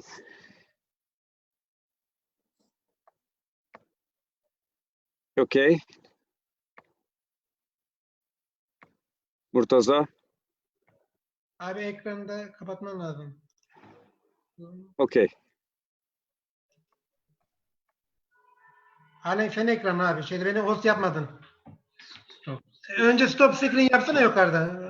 Yukarıda stop screen var. Yukarıda kırmızı. Tamam. Şimdi beni host yapacaksın. Just a second, please. Benim resmime tıkla abi. Tamam. Yaptın mı? Yaptım. Daha henüz değil herhalde. Evet, şimdi geldi. Thank you very much, Mr. Babir. Riyaz, do you have any questions, Mr. Eyüp? No, thank you so much. Okay. Abdullah Bey, sizin sorunuz var mıydı? Yok, sesiniz gelmiyor. Dr. Chris, do you have any questions to him? No questions, but you just reminded me the fact that we are wondering when things are going to return, and I'm looking at Istanbul and thinking, well, I cannot wait to get back there. So, most welcome. Yeah, tourists will return. You're right. Güneş Bey, sizin bir sorunuz var mıydı? Sesiniz kapalı. Duymuyoruz ama. Duymuyoruz. Sesin bizden değil, sizden kapalı Anmut. Sesiniz kapalı. Zeynep. Tamam. Tamam. Şimdi oldu. Yok, konuşması için çok teşekkür ediyorum sevgiler. Zeynel abi. Sesin kapalı abi. Yakup Bey, sizin sorunuz var mıydı? Meslektaştınız. Toderos, do you have any questions to Mr. Eyüp Babir? Sorusu yok herhalde. Abdullah Bey, size devam edelim. Turkish Airlines. Abdullah Tuncer. Yeah. Sesini aç abi. Sesin kapalı. Unmute. Sesin kapalı abi. Ha, şimdi açıldı. Now okay, I can hear you. So thanks to Mr. Babir also. I will add one thing to his presentation first. Now, from now, I think we should add the hospital system, health system measurements to our presentations also for the destinations for a while. Most probably it will go like that. So I know that everybody is worried about, traveling from one country to other country, going to domestic will be there, but how will the international be? How will the long haul will be? I'm sure there are many questions in everybody's mind. So I have to just go with the general data for everyone. So what we can see now, looks like it is not with airlines itself. Now the industry, not only the tourism industry, even business travels and other things will all be related with the restrictions of countries. So as soon as the restrictions of the countries lift up, and as soon as they manage a kind of entrance of foreigners to their country, I think airlines and tourism industry, it will be more clear. That looks like the main thing, because as I said, visa issues or other measurements which countries are looking for. For example, one country is advising COVID passport, the other country is saying whoever comes will be in 14 days quarantine. So this will definitely be shaping the aviation industry's movement also. But what I can say, I can give you an interesting example. Also airports, the quality of airports, the health management system of the countries, more than destinations. Now I think the health management of the country will be as important as the destination itself for starting period. After that, we can discuss about destinations again. So what I can say, for example, there was a kind of statistic saying that people are much more worried than about the lines in the airport than the flight itself. So there are interesting measurements like that. Travel insurances and other things will be shaping the industry also. What will they cover, especially for European tourists to come to any destination in the world? The insurance company's role will be also important. So airlines will be shaping up accordingly. As you know, Turkish Airlines stopped all around the world till 28th of May. After that, definitely with the normalization period, we are also hoping that things will come to normal, will not come with the second or third wave, and everything will be as we wish, honestly. I'm preferring to stay in the optimistic side, because I can see that people are also showing more resistance. Their immune system is also recovering, as I can see. And maybe this year, it's not easy to say some very hopeful words for the tourism, but definitely it will continue as it is, because the desire of traveling, desire of exploring inside people will never end. So if this year is not good enough, I think next year will be good enough to recover this year also. So at this point, maybe, since you are all more tour operators and other things, for group travels, I'm not very hopeful for a while. Group travels may be limited with the countries, by the countries which you fly, or from the destination itself. So group travels may not be there, but definitely, for example, I know from the Nepal side also, like natural, adventure kind of travels will be maybe more popular. Wellness tourism kind of things will be there. Spiritual tourism will be there. So what I believe is, we have a wording in Turkey, let me correct me, Murtaza, if I say it wrong. The water will find its way, for sure. There will be a way that water can flow. So that's what I can say for now, and hope to see you all very soon in the skies. Thank you very much. Thank you, Mr. Abdullah. Riyaz, do you have any question, Mr. Abdullah? No, we are just hoping that the Turkish Airlines should start flying as soon as possible. We supposed to go from association. We were doing the convention in Antalya, and we already booked 250 seats on Turkish Airlines for 15th of March. Unfortunately, we had to postpone, but we look forward that 2021 we can again take up that, and we can do the convention in Antalya. And we were doing the pre and post to Istanbul and other places also. Istanbul is very close to my heart. If Turkish government give me the permission, I can stay at Bosphorus as long as they allow me to stay. So thank you so much, Mr. Babur. Thank Thank you. you. Thank you, Mr. Abdul. Eyüp abi sizin sorun var mı? Türk Hava Yolları'na. Turkish Airlines. Yok. I think Chris is there. I think he just Güneş Bey sizin sorunuz var mıydı?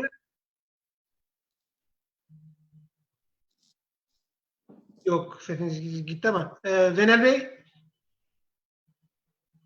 Abi sesin gitti. Sesini hiç duyamıyorum da şeylerini.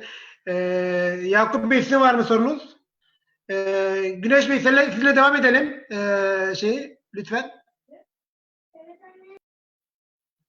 Sesiniz kapalı ama duyamıyoruz. Sesiniz kapalı.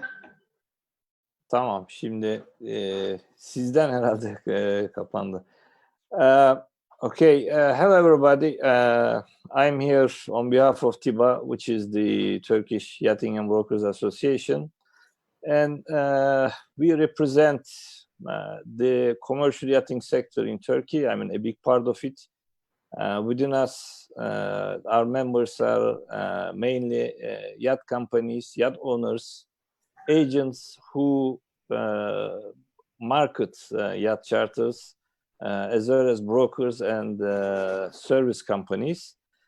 So, like other parts of the travel industry, we are all also very much affected. And like all of you, we all hope that someone finds a vaccine and these days will be over soon.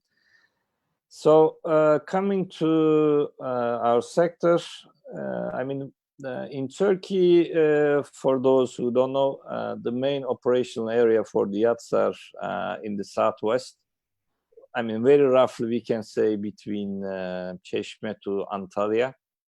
And we have a big fleet of yachts there, like sailing yachts, school yachts, and also increasingly some motor yachts in last years. And the cruising area is not only Turkey, of course, we also visit many Greek islands in between. And our operations usually run from like end of April, early May till end of October. Now, of course, we didn't start.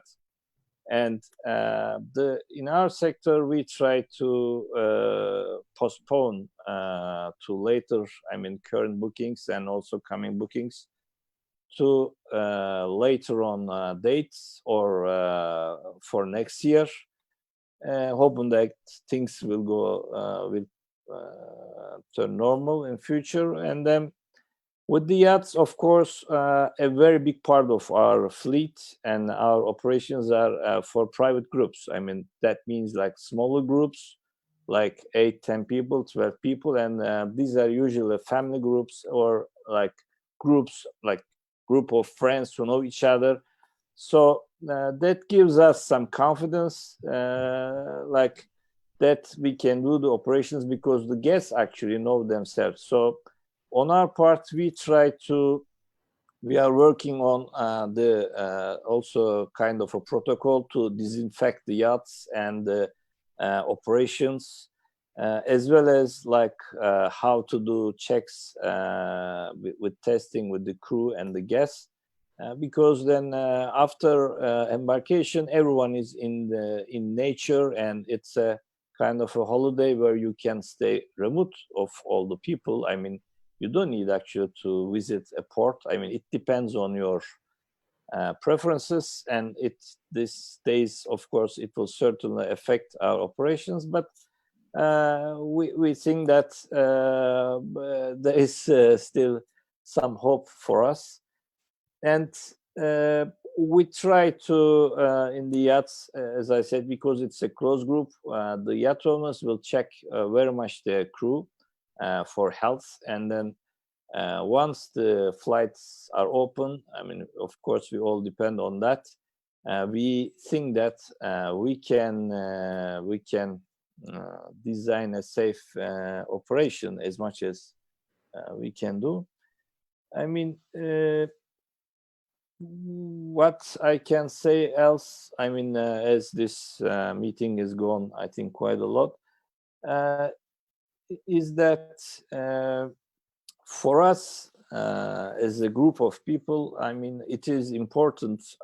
By that I mean, like as travel professionals, to keep our spirits high as much as we can. And then, as one of the previous speakers said, I don't remember who, but that it's for sure that we'll all have less business this year.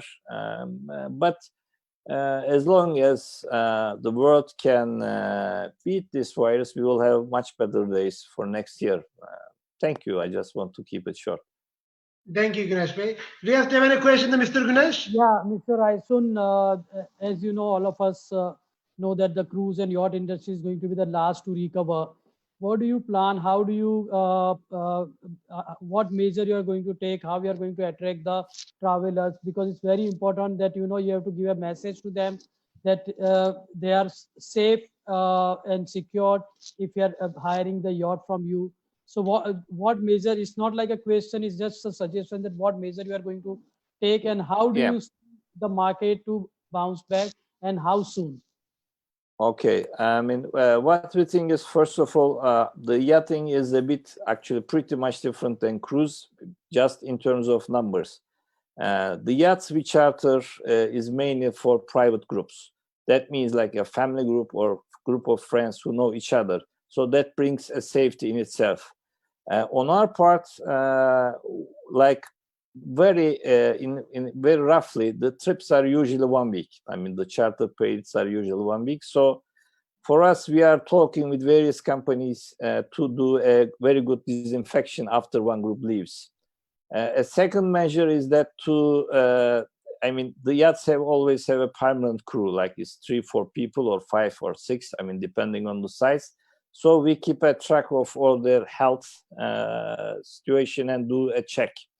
So actually, the more risk is how the guests will be coming, because we can control our crew and don't leave them from the yacht. I mean, because some of them, for example, like may go for. I mean, we try to keep a close environment, and also during the cruises, also the contact is not. I mean, depending on the client, is not too much. So we try to work on the hygiene and disinfection and health of the crew to a big extent. So our view is that, of course, that first domestic travel will start. I mean, with our domestic clients from Turkey, because they can drive. And actually, most of them will prefer, I think, yachts as well, because it's a small, I mean, like a boutique hotel in a way. And then we think that with if it's depending on the flights, we may start back to normal maybe mid-July. I mean, that's a bit optimistic, but that's what we try to do. And also, I must add, on the higher end of our market, many of our clients travel come with private flights. So for those people, if we can assure them it is a hygienic environment, I think they would prefer. Thank you. Thank you. Thank you so much. Thank you. Any other questions from Zeynel abi, Eyüp Bey? Sanırım yok. Todoros, is he here? Yeah. Can you hear me? Okay. Please tell us something about the Greek island, 5 minutes, because a lot of people fasting here. And then please tell us something about 5 minutes your island. We cannot hear you. Yes, please. Yes. Good afternoon from Skiathos, a Greek island, one of the most leading destinations in Greece. Skiathos last year had more than 500,000 visitors. We have an international airport here connected with 17 countries, with more than 30 cities all over Europe, mostly. Last October, we had a meeting with the mayor of Istanbul, and then we had in December a very interesting presentation of Skiathos, coordinated with the Greek Ministry of Tourism and also the mayor of Istanbul. The situation here is, as we are a COVID-free island, is relating to COVID-19 means most of Europe is now in a lockdown with countries at the different stages of the infection curve. We are maintaining contact at the highest level of government, and based on the recent conversations, we conclude that airspace will not be open for some time. We suppose that that will start in the beginning of July. We will be connected with several countries in Europe. Travel will take place only under specific new rules, as the government said. We are aware to think that the possibility of traveling this year has to be under specific new rules. Big question mark. We don't know the rules yet. We have to have new rules for hotels, new rules for beaches, new rules for pools, new rules for breakfast buffets, new rules for everything, actually. We conclude that in Greece, where tourism accounts more than 20% of GDP and provides 1 in 5 jobs, the economy expected to suffer an immense blow, just as it was emerging from its worst crisis the recent years. I think that in the modern history, tourist destinations, because now I can speak from from the side of a tourist destination, not from a traveler, tourist destinations have to choose between stay healthy or declare bankruptcy. So I remain at your disposal, and hopefully hope to see you in summer in Skiathos.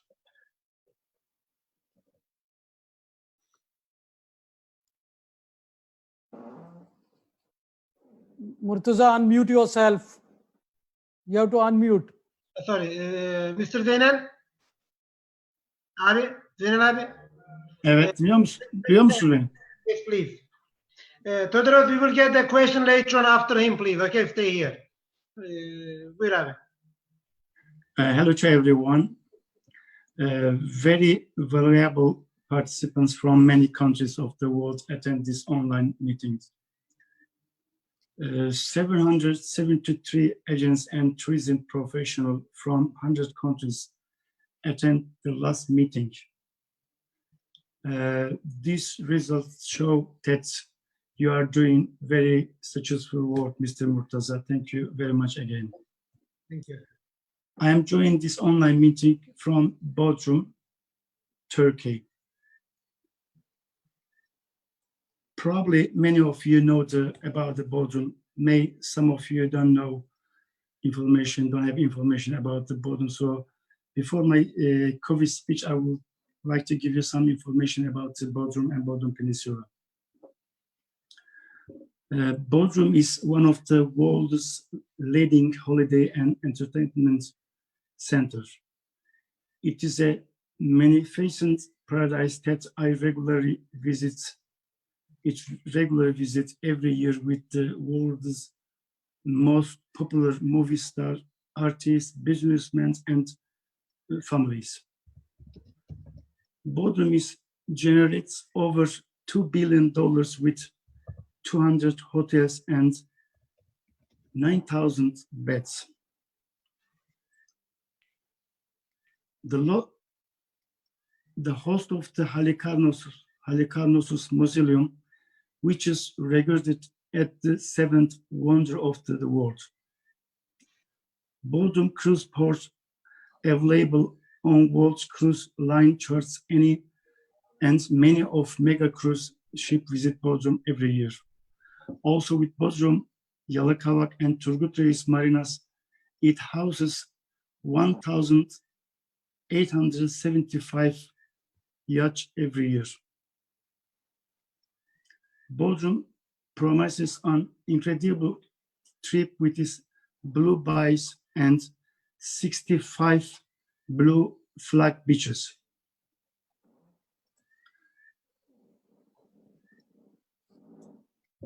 Whether you can enjoy your hotel and beaches, or you can join the daily or weekly trip with famous Bodrum wooden bridges.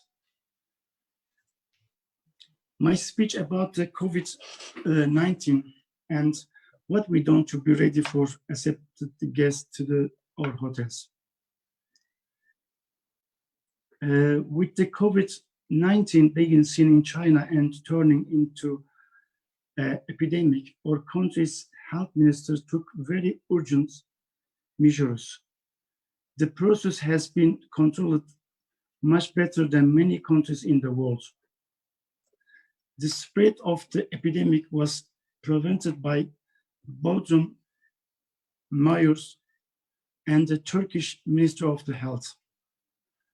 Our last pandemic hospital unit was closed just 5 days ago, which is 30 April.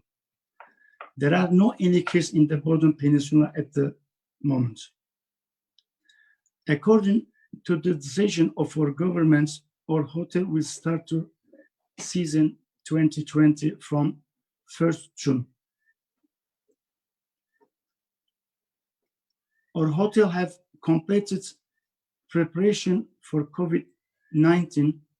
They will start to serve with a certificate used by our Ministry of Health. Hotels that receive certificates will start accepting guests by sharing their certificates with the agencies, and these hotels will be the first to open. I would like to briefly state the measures taken in our hotels. We give the staff training about the COVID-19 in all the details, what they have to do. We are establishment of emergency crisis team. It is like which we already have in our hotel, like fire emergency response team. And also health clinics were created in our hotels. Personal service planning in our hotels is made in accordance with the structure of each businesses. General insurance and third-party insurance made our hotels have been updated with COVID-19 also. Wearing personal masks and gloves at check-in reception desk by our reception staff. After the check-in, the guests will be told about the measures taken about COVID-19 at the facility, and information about changing concept and application expected from them will be given. And also information boards regarding COVID-19 application will be available through to the hotel, all the parts of the hotels.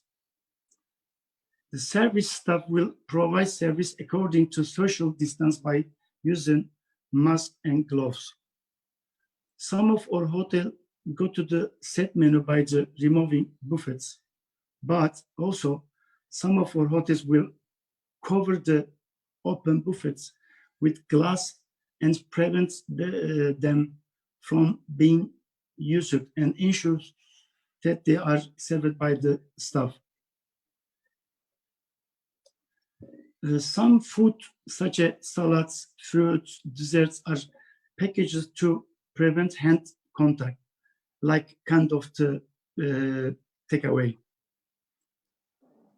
2 meters social distance is applied in restaurants. Bar stools are lifted and tables are arranged also in the bars as well. So the guests can't stay straight on the bar desk. The paper napkins will be used instead of fabric napkins. Disposable salt and spice will be used on the tables. Dish to be washed at 80-85 degrees was previously 60-65. Housekeeping will serve by wearing masks, gloves, and epidemic preventive coveralls. The textile products we use in the hotel, they will be washed at 90 degrees. And biocidal products, licensed chemical, will be used in our hotel or hotels. The rooms we check out can be resolved after waiting. It lasts 12 hours well, it's going to be between 12 hours to 72 hours. So we are waiting for Bodrum lovers and all our guests who want to have fantastic and unforgettable holiday in Bodrum from 1st of June. Thank you very much.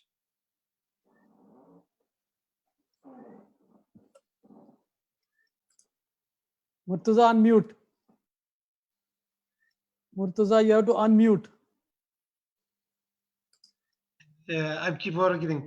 I would like to close almost. I would like to get 5 questions only. If anybody have a question, please put your hands up. Then I will show here. Then I will open it. Let me see. Anybody have questions? I cannot see. So, nobody have questions? 1 minute, please. Okay. Riyaz, I have one more question to you. Before that, I would like to add, Murtuza, that I'm glad to know that Turkish, all the stakeholders are taking so many precautions, including certification to the hygiene and stuff, because the hygiene, cleanliness, and sanitation are going to be a top priority of the travelers. So it's good to hear that we are going in the right direction, and that way I think we'll bounce back earlier than what we have thought. Thank you. Riyaz, I have a question to you. India is one of the biggest outbound countries, who do the outbound tours, okay? Yes. Indian client, they should be looked to budget or luxury segment, or, they should be goes to, nearest countries. What do you think? What's your opinion? India is a mix of all. India is starting from budget to the luxury. And all the potential is still intact. There's going to be no much change as of now. But it all depends how long it's going to continue. It might have, the people right now have a fear of traveling, particularly because of quarantine, because they are scared of that. Once that fear goes, when everything gets normal, we have a market for all segments, starting from budget to the luxury, from yacht to the cruises to the luxury hotels. So we are mix of that. We have, it's a very big market. And right now it is 30 million people who are traveling. We were anticipating in a couple of years to double the numbers, but I think we have to now delete 2020 and wait for another year. We have to just, I think, forget about 2020 for our life. So the market for all the segment depend how do you market yourself. Thank you. Thank you very much for everybody. Everybody mostly fasting. Today, unbelievable, almost 1,000 people registered our event. So thank you so much, Murtuza, for inviting me. It was a very good platform. Thanks for your initiative. Look forward to see you soon. And you all, please take care of yourself. Remain safe. Thank you so much. Thank you very much. Have a nice day. Thanks to everybody to be here. Thank you. Goodbye. Yeah. Thank you. Put your hands up, please, everybody. Yeah. Let's see a hand. Thank you. Thank you. Thank you. Thank you.